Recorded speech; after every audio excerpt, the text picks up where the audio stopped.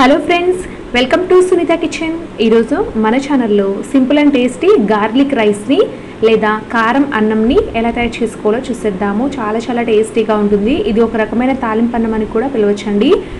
చాలా రుచికరంగా ఉంటుందండి. సింపుల్గా అయిపోతుంది. ఎటువంటి కూరగాయలు లేకుండానే మనం చాలా సింపుల్గా టేస్టీగా ప్రిపేర్ చేసుకోవచ్చు. ఇప్పుడు తయారీ విధానాన్ని చూసేద్దాము. ముందుగా ఒక మిక్సీ జార్ తీసుకొని అందులోకి 10 నుంచి 15 వలిచిన వెల్లుల్లి రెబ్బలు వేసుకోవాలి. అలాగే ఇందులోకి 1 టీ స్పూన్ దాకా కారం వేసుకోవాలి. మనం తీసుకునే రైస్ క్వాంటిటీని బట్టి కారం ఎక్కువ తక్కువ అనేది చేసుకోండి.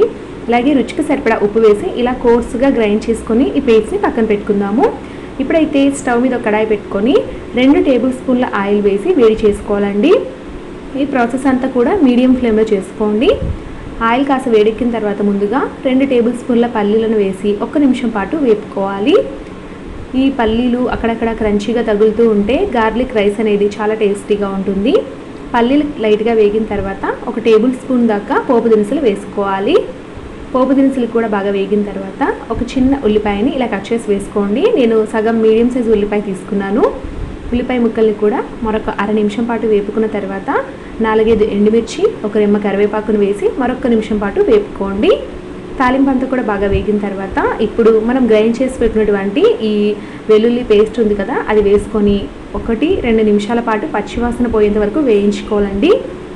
ఇలా వేయించుకోకపోతే అంత ఫ్లేవర్ అనేది బాగుండదు. ఖచ్చితంగా పచ్చివాసన అంతా కూడా పోయే విధంగా వేపుకోవాలి 1-2 నిమిషాల పాటు. ఇలా చక్కగా వేపుకున్న తర్వాత ఇప్పుడు మనం ఇందులోకి ముందుగానే ఉడికించి పక్కన పెట్టినటువంటి రైస్ని వేసుకొని బాగా కలుపుకోవాలి. అంతేనండి. ఇందులో ఎటువంటి మసాలాలు కానీ ఎక్కువ కూరగాయలు కానీ పట్టవు. చాలా సింపుల్గా అయిపోతుంది. ఒక 5 మినిట్స్లో అయిపోతుంది అన్నమాట. ఇలా చక్కగా బాగా కలుపుకున్న తర్వాత ఈ కడాయి మీద మూత పెట్టేసి 2 నుంచి 3 నిమిషాల పాటు మీడియం ఫ్లేమ్లో కుక్ చేసుకుంటే రైస్ అంతటికి కూడా ఈ ఫ్లేవర్ అంతా కూడా పట్టి వేడెక్కుతుంది.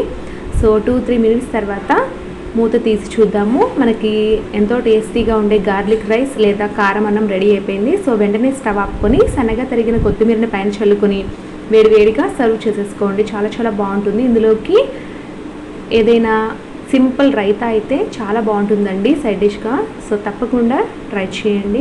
చాలా బాగుంటుంది. మంచి ఫ్లేవర్తో, ఎటువంటి కూరగాయలు లేకుండా సింపుల్గా పిల్లలకి అప్పటికప్పుడు ఇలాగా లంచ్ బాక్స్లోకి కూడా మనం రెసిపీ తయారు చేసి పెట్టచ్చు. ఈ రెసిపీ కనుక మీకు నచ్చినట్లయితే ఖచ్చితంగా వీడియోని లైక్ చేయండి. మీ ఫ్రెండ్స్ అండ్ రిలేటివ్స్కి ఫార్వర్డ్ చేయండి. Thank you for watching.